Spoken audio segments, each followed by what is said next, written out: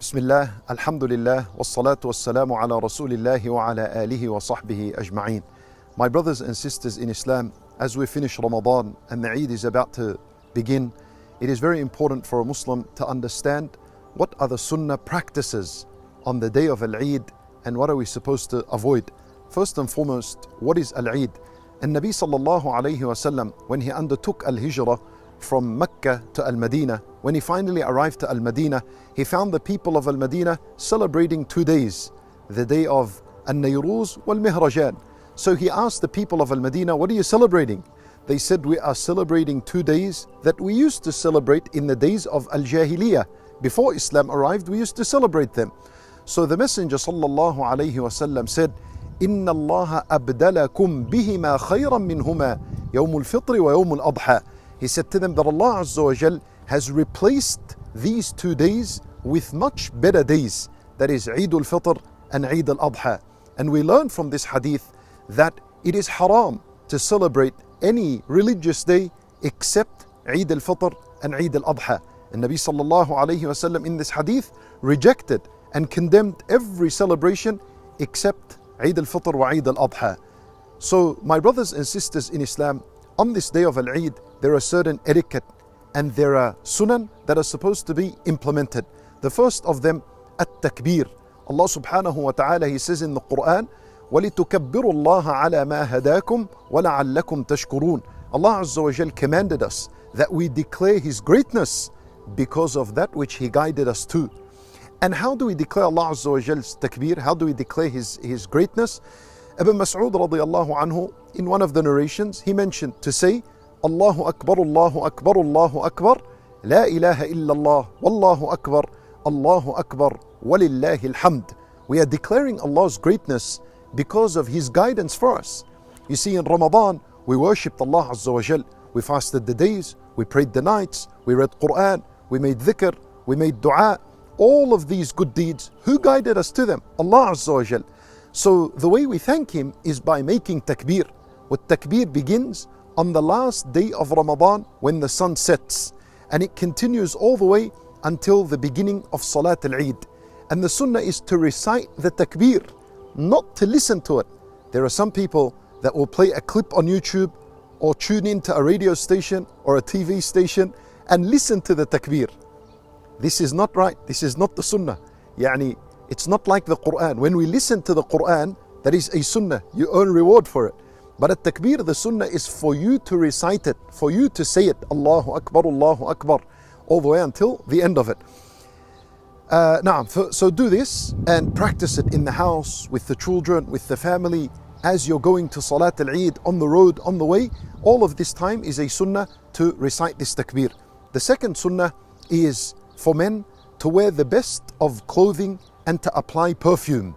This is a sunnah, and this is something that was a cultural practice in the time of Rasulullah sallallahu alayhi wasallam, and the Messenger sallallahu alayhi wasallam never condemned it, nor did he reject it. So it was known that it is a sunnah to wear the best of clothing and to apply perfume. Also, the third sunnah is al-ghusl, to have a shower before leaving to Salat al-Eid. And this was narrated by Ibn Umar radiyallahu anhu. He used to take a bath before he used to go to Salat al-Eid. The fourth sunnah is to eat something before going to Salat al-Eid, and more specifically to eat a date and to eat them in an odd number. As Anas radiyallahu anhu narrated, that the Messenger sallallahu alayhi wasallam would eat an odd number of dates.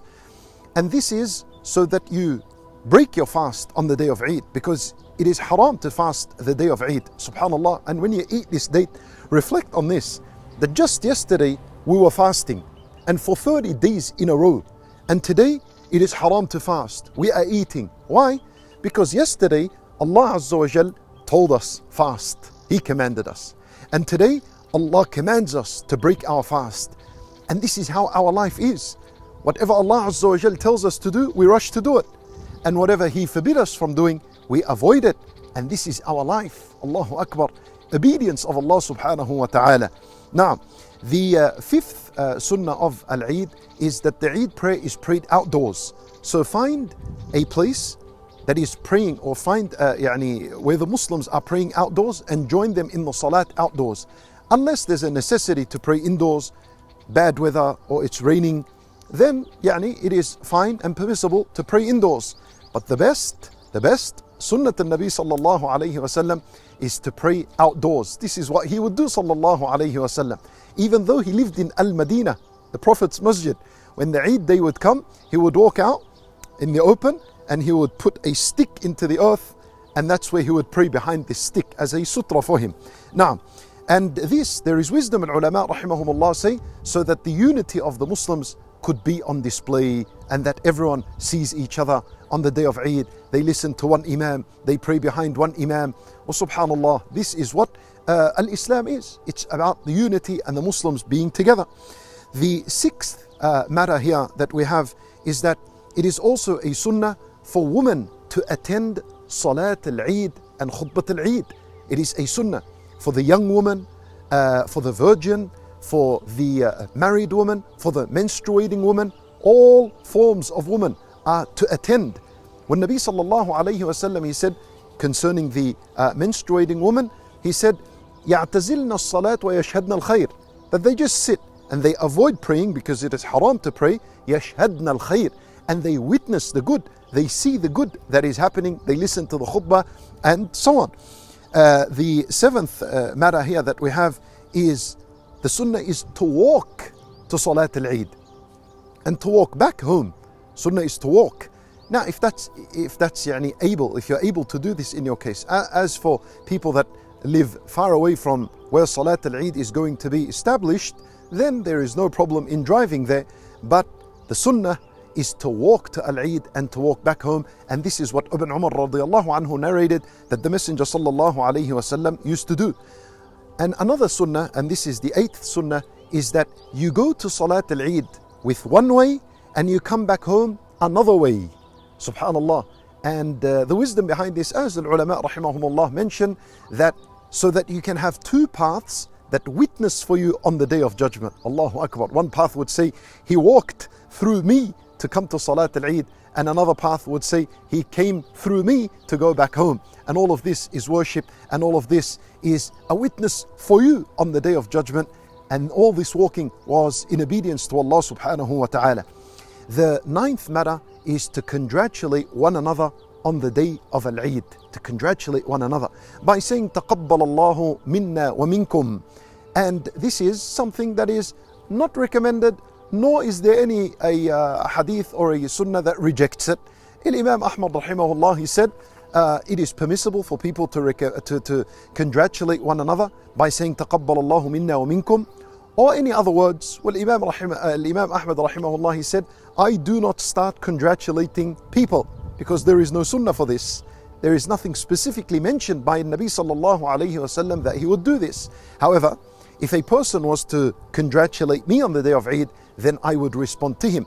And so congratulate each other on the day of Al-Eid by saying تَقَبَّلَ اللَّهُ مِنَّا وَمِنْكُمْ, or Eid Mubarak, or any other words that carry this meaning of congratulating. My brothers and sisters in Islam, and this is to be done, congratulating each other after Salat al-Eid. That's the best time for it. And then attend Salat al-Eid, pray Salat al-Eid, listen to al-Khutbah. And finally, there are things to avoid on the day of Eid. Number one, do not spend the night of Al-Eid in haram. So many people spend the night of Al-Eid in haram. One night before, they were all in worship. They were all praying to Allah. They were all crying and begging for Allah's mercy and forgiveness and being freed from the fire. And the night of Eid, people spend it in cigarettes, shisha, and whatever it is. All of this is impermissible, severely impermissible. Subhanallah, as the shaitan is released, you will see his effect on the Ummah. So be careful and be from those who are avoiding all these haram matters that happen on the night of Al-Eid and the day of Al-Eid. Also, it is not recommended, nor it is a sunnah, to visit the graves on the day of Eid. So avoid this.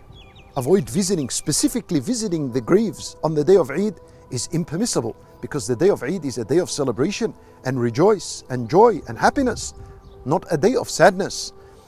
The other thing is, avoid on the day of Eid mixing between the genders. Avoid this, and shaking hands with non-maharim women. This is all impermissible and not allowed on the day of Eid. Also, avoid the over decorating. Subhanallah, people today have made the celebration of Eid like that people celebrating Christmas and Easter and other matters, to the point where some Muslims, may Allah Azza wa Jal guide us and them, have made a Eid tree, just like the Christmas tree.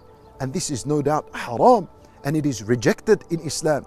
We tell these people with all kindness and compassion and wisdom, please avoid these matters and close them and turn and remove them from your business for the sake of Allah Azza wa Jal. This is not permissible to introduce these matters in Islam. If there was a Eid tree, the Nabi sallallahu alayhi wa sallam would have been the first one to teach us this kind of sunnah. But this thing doesn't exist. And this over decoration is also not a sunnah of the Messenger sallallahu alayhi wa sallam. So avoid it. Light decorations, maybe perhaps a banner that says Eid Mubarak and you put it in the house, 2-3 balloons, maybe something like this, something very light. Then this is al-ulama rahimahumullah, some made exception for this, no problem. But over decorating, this is not the sunnah of the Messenger sallallahu alayhi wa sallam. So my brothers and sisters in Islam, enjoy the day of Eid, spend it in obedience to Allah subhanahu wa ta'ala, and spend on your family. This is also something that is recommended and something that is liked. And allow your children to enjoy the day of Al-Eid. Allow them to enjoy this day and enjoy it with them as well. And Al-Eid goes on for one day as opposed to Eid al-Adha that goes on for the 3 days. We ask Allah subhanahu wa ta'ala to accept from us all. We ask Him subhanahu wa ta'ala to grant us success in this life and in the next. إنه ولي ذلك والقادر عليه. وصلى الله وسلم وبارك على نبينا محمد وعلى آله وصحبه أجمعين.